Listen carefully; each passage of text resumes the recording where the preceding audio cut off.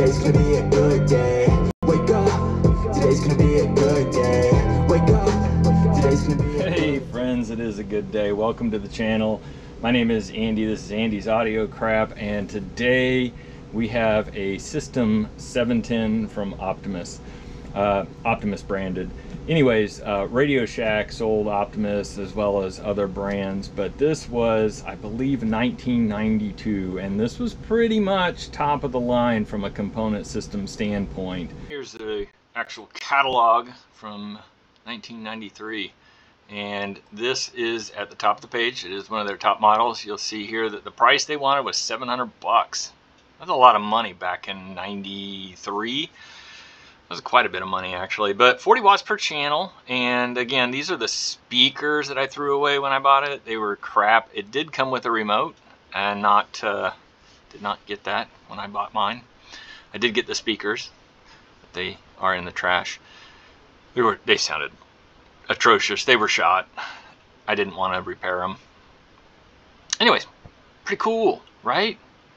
This was highly desirable because we were going through a time of a lot of change in the early 90s, and you wanted to, you had old stuff, you had new stuff, and you really didn't, a lot of people didn't have enormous amounts of space. There were, of course, audiophiles who had entire dedicated rooms, of course, at the time, just like they do now, and I'm very jealous of that. But, for most of us, real, normal humans, we had like a shelf or the side of a dresser or a little side portion of an entertainment center where we could put a stereo.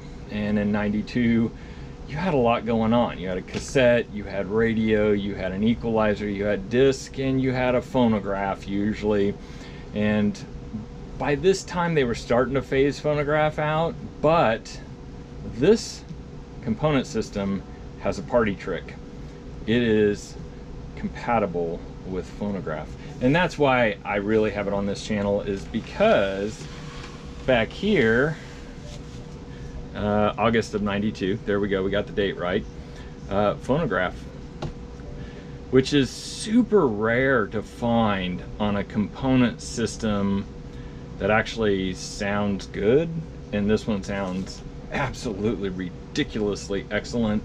I'm not sure how many watts it's pushing. My best guess would be maybe 10 to 15, just based on its weight. It is not super heavy, it's not super light either. All right, so let's talk about some of the features of this thing. First of all, aesthetically, or component-wise, it comes apart. And so you're not forced to keep it stacked. A lot of these component systems at the time, they were just one piece, right? So this thing was set up so that you could take and move things and stagger them out, and basically form factor it to whatever space you had available. And if you did set it side by side, they were even, so it created a level surface for Mr. Turntable to set right up here. And usually, you'd have like what is it, Lab series that Radio Shack sold. I believe it's Lab series at this time. I don't think that they were selling anything else yet. Anyways, so you could put all your turntable and everything in one spot. This at the top has, of course, a CD player. Now this CD player is one of only a few that I know of that were actually just a 3-disc player. There were a couple of other component systems that came on the scene later on that were 3-disc, but this one, well, what's really cool too is it'll tell you which disc is playing. So if you want to eject that disc, you just hit disc 2 and it'll rotate that disc to you. I think pretty much all 5 and 6 disc changers do that, but there you go. There's my YouTube disc. Those are the YouTube music. Don't want to get banned on YouTube. It doesn't load up horribly quick. This is 92, of course, so there's still, only a couple of years into mass producing CD players, so it does load up fairly decent, but doesn't autoplay or anything cool like that.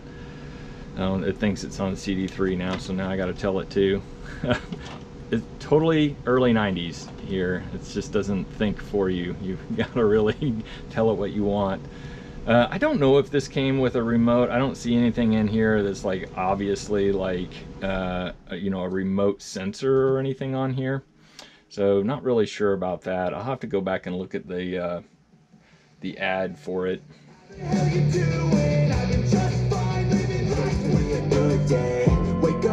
It just sounds so freaking good. I mean, for a component system, it sounds really good. Okay, it's not gonna, you know, get on the level of like a Marantz with a standalone turntable and a premium CD player, but you know, you can pick these up out on eBay, I think for $100 roughly. So as I suspected and hadn't validated yet, these are fairly rare. So like, there's none listed on eBay right now. There's a remote, which I could probably use. None here. And then if I go to sold items, none there. I'll try TerraPeak and see if any have sold in the last year. All right, if you're an eBay seller, you have access to this thing called TerraPeak, which does all kinds of historical research on solds. You can see here that Optimus System 710 has no solds in the last 12 months, which is ridiculous.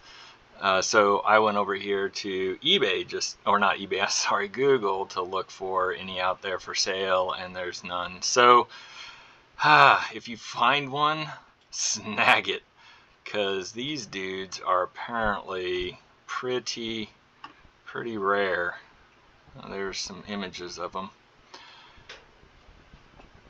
At the time they were new, these sold for I believe, I want to say $500 to $600. It was like $495, $595. You know, Radio Shack was always running a sale, especially during the holiday season, so you could usually buy it like, you know, $50 to $100 off. They were always running those sales.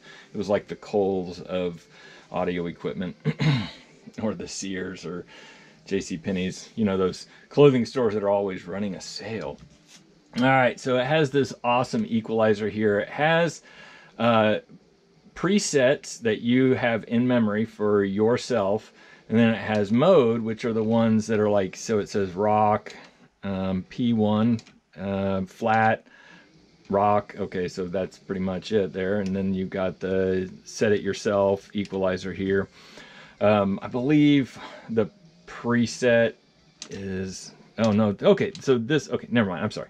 So the preset was the one you flip through to get to the different preset settings. Well, that's why it would be called preset, wouldn't it? My gosh. Mode. So basically I got this like 2 years ago, which I was like just running through a thrift store and I happened to see it and I'm like, oh my God, no way. I wanted one of those so bad when I was in college. And of course I didn't have an extra $500 to blow on a stereo at the time, had a daughter and everything else. So not feasible, but I wanted one nonetheless. And so when I saw it, I just jumped on it. I didn't even care how much they were asking. All right, I don't even remember how much I paid for it. Honestly, I think it was probably like 25 bucks, maybe. I don't know. I had a set of speakers with it too, but they were the originals that came in the component system, and they were crap. These Infinity reference speakers sound so much better. All right, anyway, so you get it. It's got an equalizer and tuning and all that other good stuff happens right here.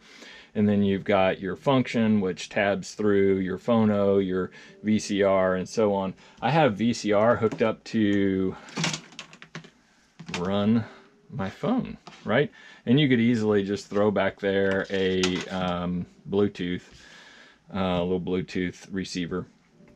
And then you have your power button, your volume button, and your balance, which and then it has which are, you know, that's, you know, it's neither here nor there, what, right? It's pretty cool though.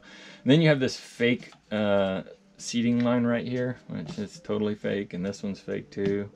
But anyway, so comes apart, right? Like so. So bam, bam, and then you can set this down right here, and then you have space for your phonograph right here. like that. It's sitting on something back there, so it's not actually level for me right now during the video. Of course it would act up during the video, or something would get under it, so it makes it look like I don't know what I'm doing. I really don't, but it's okay. Surround is a simulated surround because it does not have a third channel for center, or the 0.1 for center. It does have 2 front, 2 rear, so it would do like a simulated surround. I imagine that that has something to do with the VCR setting. It did not have DVD, or of course did not have Blu-ray. I don't even know, in 1992 were DVDs even out yet? I imagine if they were out, they were still really hi-fi. Anyways, I'm kind of scatterbrained here today. It has dual cassette. Wow, cool. They are like, I think it's dual head, dual cassette. It looks like, I'm pretty sure that's just 2 head. Let's see here, let's look on this side. Yeah, I'm pretty sure that's just 2 head. Nothing special on the cassette deck side. By this time, the cassettes were kind of rolling out anyways, so let's see here. I will say that the auto reverse, the head looks like it swivels, so it's probably a higher quality head. All right. Does the fast dubbing. It has Dolby ABC, has Dolby BC. Nothing really else to speak of. I think it sounds absolutely amazing. If you're somebody who wants to have a small footprint system that has the CD, radio, equalizer, and just for the heck of it, maybe some cassettes, I